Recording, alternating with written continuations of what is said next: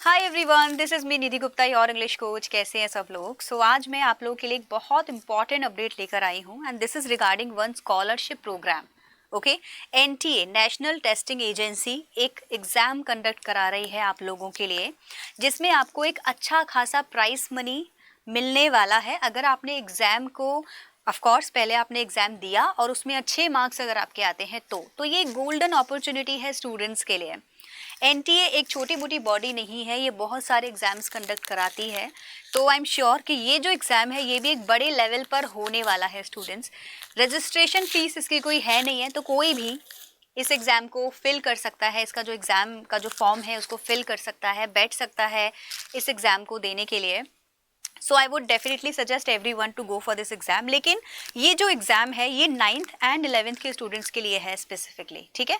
9th के बच्चे और 11th के बच्चे इसमें पार्ट ले सकते हैं, और अगर आप अच्छे मार्क्स से इस एग्ज़ाम को पास करते हैं तो आपको एक स्कॉलरशिप मिलने वाली है। तो अभी इस वीडियो में मैं आप लोगों को इस एग्ज़ाम से रिलेटेड सब कुछ आइडियाज़ देने वाली हूँ।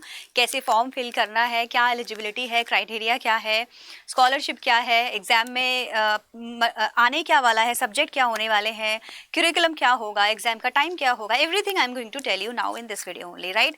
सो नाम क्या है एग्ज़ाम का? सबसे पहले एग्ज़ाम का नाम है यशस्वी एंट्रेंस टेस्ट, पीएम यशस्वी एंट्रेंस टेस्ट। और ये जो वर्ड है यशस्वी, ये खुद ही एक एक्रोनिम है। ओके, तो अगर आप इसका फुल नेम देखेंगे तो इट्स रियली इंटरेस्टिंग।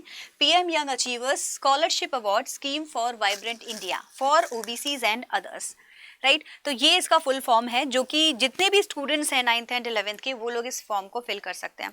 2022 में ये पहली बार एग्जाम हो रहा है, तो इसका मतलब ये हुआ कि आगे भी ऐसे एग्जाम्स होने वाले हैं जो कि आप लोगों को मोटिवेट करने के लिए एग्ज़ाम्स ये कंडक्ट कराए जाएंगे। एंड यू नेवर नो कि फ्यूचर में इसी एग्ज़ाम्स के थ्रू आपके बाकी के एंट्रेंस एग्ज़ाम्स को भी लिंक कर दिया जाए, राइट। तो जैसे कि हम लोग देख रहे हैं रिसेंटली बहुत सारे चेंजेस, बहुत सारे लिंक्स बन रहे हैं एग्ज़ाम से रिलेटेड। एनटीए अगर किसी भी एग्ज़ाम में है तो आप समझ लो कि ये इसको बहुत अच्छे से डेफिनेटली कंडक्ट कराने वाला है।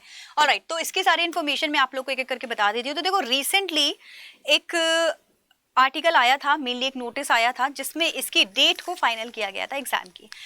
एग्जाम की जो डेट है वो 25 सितंबर फाइनल अभी हो गई है। इससे पहले काफ़ी लोगों को इसके बारे में ऑलरेडी जानकारी होगी। एग्जाम जो है अगस्त में कंडक्ट कराया जाना था, लेकिन अभी फाइनली ये 25 सितंबर में कंडक्ट कराया जा रहा है। So final date of submission क्या है? अगर आप अभी भी इस एग्जाम में पार्ट लेना चाहते हैं तो आपको क्या करना रहेगा, 11 सितंबर तक 5 बजे तक आपको अपना फॉर्म फिल कर देना है।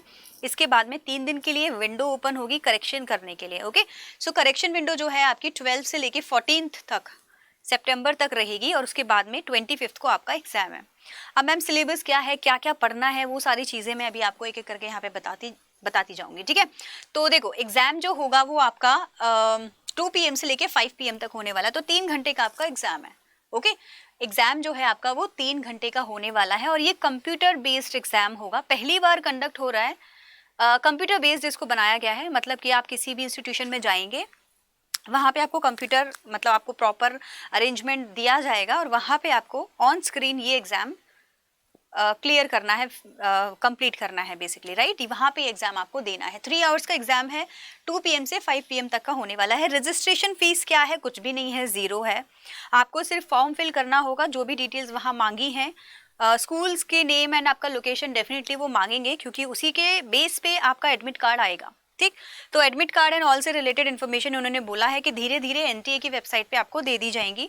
लिंक यहाँ पे है, मैं डिस्क्रिप्शन में भी डाल दूंगी, इसका जो ब्रोशर है वो भी डाल दूंगी, जिससे आप सारी चीज़ों को अच्छे से एक बार पढ़ सकते हैं। जो जो इंपॉर्टेंट चीज़ें हैं वो मैं यहाँ आप लोगों के लिए ऑलरेडी लेकर आई हूँ।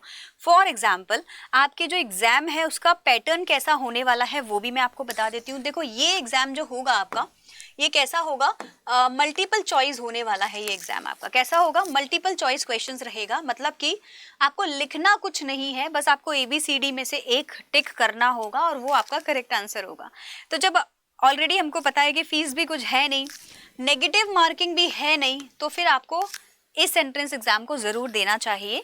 लेकिन एक बात ध्यान रखिएगा, कंपटीशन बहुत हाई होगा, काफ़ी लोग इसको काफ़ी बच्चे इसमें पार्ट लेंगे।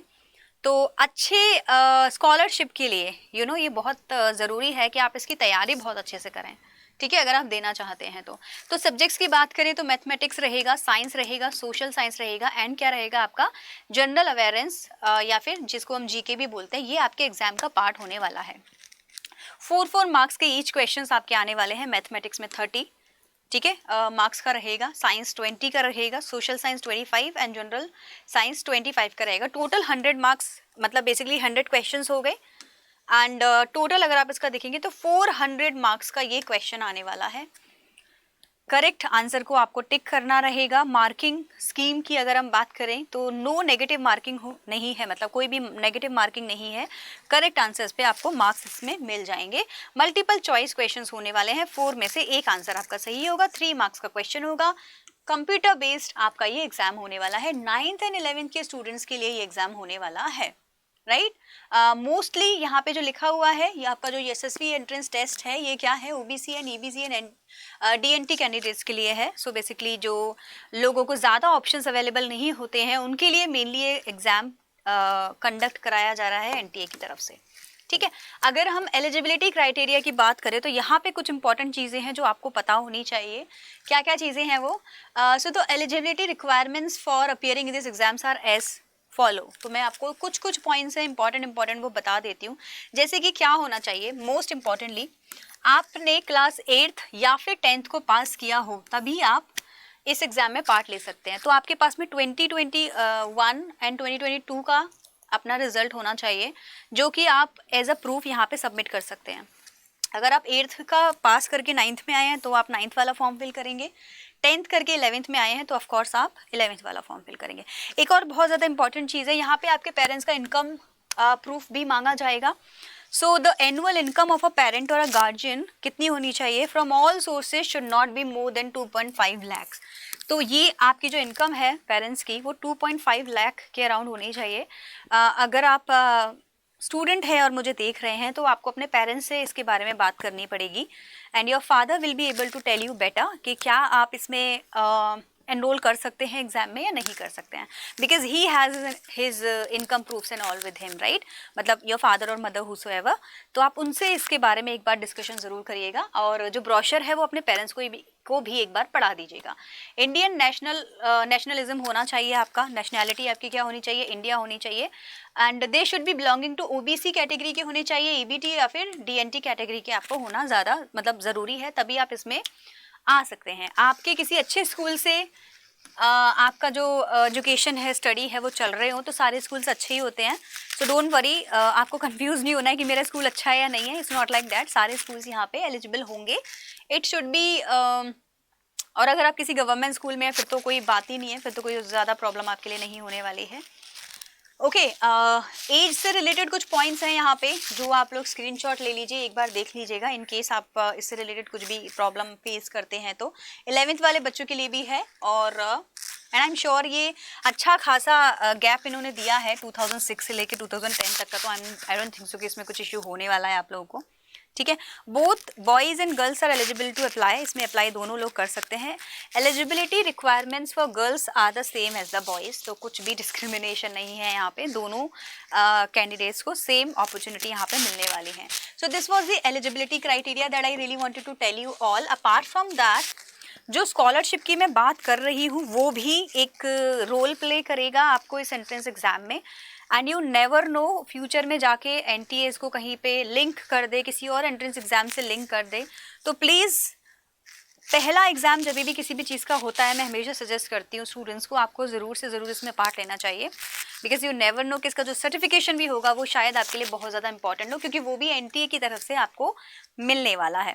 स्कॉलरशिप में मैंने इसके ब्रोशर में कहीं पढ़ा है कि 75,000 के अराउंड क्लास 9th का बच्चा अगर इसको फिल करता है तो उसको मिलेगा। 11th के बच्चे को 1.2 लाख के अराउंड कुछ प्राइस मनी इसमें मिलने वाला है।